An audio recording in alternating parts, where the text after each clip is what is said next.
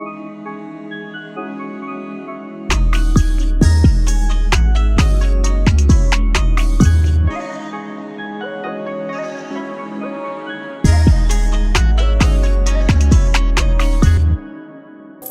ask someone about the will of D. Depending on who you ask, you may get a different answer. If they're not One Piece fans, it may be viewed in a different context. You know, one time I asked a girl, what do you think about the will of D? Assuming she was a One Piece fan. She said, I don't know, but I guess you're about to show me. Fuck. Yeah, that went off the rails a little bit. Anyway, the Monkey D family and its legacy. Easily the most fucked up people in existence. You know, we all have fucked up families. Like, we have that cousin that doesn't really talk to anybody, but is a little weird, but you like him because he doesn't talk to anybody. You wish you could be as bold as him and not talk to everyone, but you're not as bold. We have that uncle that comes to pretty much every event, but no one wants him there. And we got that aunt that doesn't have any kids and isn't married, but then likes to critique everything everybody does. Yeah, there's everyone like that, but it's family. So no matter what, you love them. The Monkey D family is way past that. The Monkey D family consists of the greatest revolutionary, the greatest marine, and soon to be the greatest pirate. How is Thanksgiving? Okay, so today we're talking about the Monkey D family and their legacy, or infamy, if you want to call it that, and just how Oda has meticulously set up these three individuals to be the head of each major part of the One Piece world. I guess facilitating change. I suppose we can start with the will of D, but the will of D in regards to One Piece. What the hell is it? First off, we don't know what a D stands for. The first time it was really mentioned was in Drum Island, and that was a Kureha after Chopper joined Luffy. And she told Dalton that Chopper was joining up with a very, very dangerous person. But based on what we know, what does the will of D mean? The D obviously is passed down through generations. There's some mystery Ds, like Law. Most people don't know Law is a D. It's not even on his bounty poster. We were speculating, I guess I was speculating, that Oda was going to try to sneak something in there based on how he talked about the D being removed from the bounty, but he was clearly talking about Luffy. I was just going off the deep end. Either way, this holds a lot of significance for several reasons. I think every bit of information should be viewed with a grain of salt. Don't believe what you hear, only believe what you see. And even then it can be misconstrued because we have things like Kanjuro and even Katarina Devon. So information, especially over time,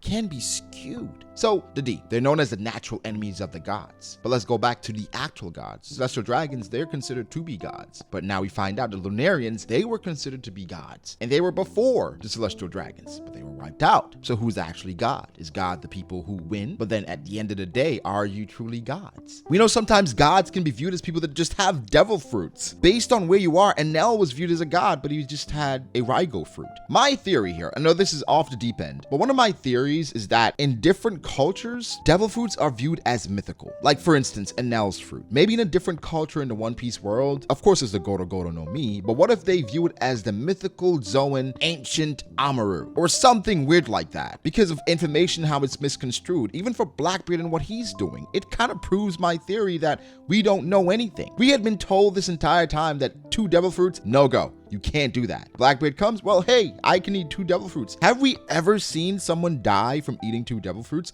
Or is it hearsay? The people have been conditioned to believe whatever the government says. For the most part, we have one trooper out there trying to convince people to think on their own and just believe somewhat propaganda, but he's skewing it completely on the opposite end, and that's Big News Morgans, who doesn't just let the news flow. Sometimes he alters it, he embellishes it, somewhat suiting his own agenda, but that's typically what the news does. But I guess he has a noble cause because he's exposing the people who needs to be exposed. But of course, that's based on perspective. Going off the deep end, I know, but let's get back to the Monkey D family. We have 3 people, Garp, Dragon, and Luffy, and it's clear in the One Piece world, the people who carry the name D, they're people who make things happen. There've always been a saying, there are 3 types of people in this world: those who make things happen, those who watch things happen, and those who wonder what happened. The D are typically people who make things happen. Roger, Rocks, Luffy, Garp, Dragon, even Law, Rouge, Ace. These people make things happen. And then that leads to an even greater conspiracy. And this is another thought that I had, not even a theory because there's not much to base it off of, but Roger and Rouge, this is the only known couple or people to have children. I guess Law's parents, they could be Ds, but the only 2 Ds that we know of to have a child that's a pure D clan member. Luffy could be, we don't know Luffy's mom, could be a D clan member, but Ace was a pure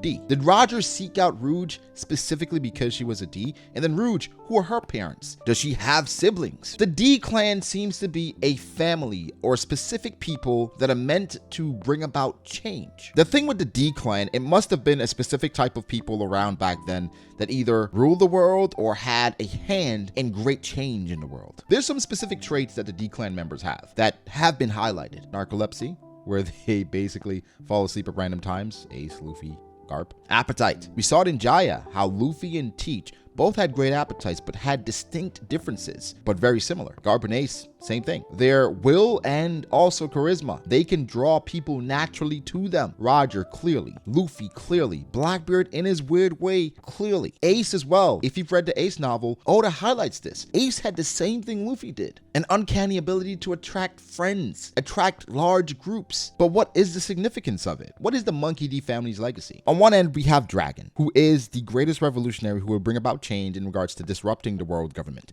Very noble cause. We have Garp, who is someone who is working within the marine system, the world government, and trying to bring about change that way. We'll talk about that. Then we have Luffy, who just wants to be free, but he's bringing about change through the way of piracy. Dragon mentioned this before. An inherited strength of will, one's dreams, the ebb and flow of the ages. As long as people hunger for freedom, these things will exist. And for Luffy's specific decision to become a pirate, he said a pirate, not a bad idea, which adds even more complication to the dichotomy of Dragon and Garp. One would say they're chasing similar things. They want a better world, but going about it in two extremely different manners. Dragon is super radical, while Garp is somewhat radical but controlled. The thing with Garp that I often question is, why aren't you doing more? Again, these things could be revealed, but for the most part, Garp is like, I'm trying to change things by just being a strong man in Marines, being a good Marine, which he has influenced several. But for the most part, change comes typically in those situations as you work your way through. Garp didn't care about becoming an admiral. Again, Garp could be revealed to be the leader of Sword, someone who has been consistently trying to make change behind the scenes. Currently, Garp seems to only make change by being the quote-unquote hero, but reluctantly joining with pirates to do quote-unquote good things, like dispatching of the Rocks pirates because they were trying to take down celestial dragons. Is that a bad thing? You guys can be the judge of that. For Dragon, he's actively trying to go against the world government. He's mentioned before, I don't care about the world government, or specifically Bello Betty. The revolutionaries understand that the world government is necessary, or rather, the Marines are necessary. Chaos must be controlled. Order is necessary. However, the celestial dragons are not. They are people on their high horse, assuming they are better than everyone else, while making their own rules and breaking all the others, while enforcing taxes on poor people and killing and enslaving. They are literally a cancer to the world. Then we have Luffy. On one hand, he wants to be free, but it's revealed currently he is the sun god. He is the person that's supposed to bring about change. Do we think Dragon has any idea that Luffy is this guy? What about Garp? Does Garp know about this prophecy? We know for a fact that the sun god Nika is something that slaves, people that were enslaved, prayed to. He was a hero, as someone that was going to come along and help them, give them hope and inspire, which Luffy currently does, just being himself, but he is literally an embodiment of a god. How will Dragon react to that? What about Garp? Knowing that his son or his grandson is the living legend that they've been waiting for. I don't think I'm by myself when I say Garp, Luffy's, and Dragon's reunion is going to be one of epic proportions if we talk about the things that we should talk about. There's going to be some comedy. That's definite, but where do we go from there? How do we touch on the topics that we need to, and how do we make Luffy care about these things? I think if anything, if Luffy, Dragon, and Garp meet, Nico Robin probably interjects in that conversation because she, more than Luffy, cares about these things. But what does Luffy say? Again, Luffy's so different from Roger, where he's just so focused on his specific thing, where for Roger, I'm not gonna say he was more ambitious, but he's more precise in what he wanted. Where for Luffy's more general. I want to be free. I want to be the freest pirate in the world. I want to be the pirate king. But what does that mean? Do you know what comes with that, and are you ready for the responsibility? Different topic for another day. But guys, what is the legacy of the Monkey D family? 3 of the greatest in 3 different organizations. It is actually insane. I can't wait to see how this all plays out, but give me your thoughts. Make sure to like the video if you did. Subscribe to the channel for more content like this. Follow me on Twitter at BragoDAce. Follow me on Instagram at BragoD.ace. Thank you to my patrons. I appreciate you guys all so much. Again, guys, be sure to like and subscribe, and I'll catch you in the next one. Peace.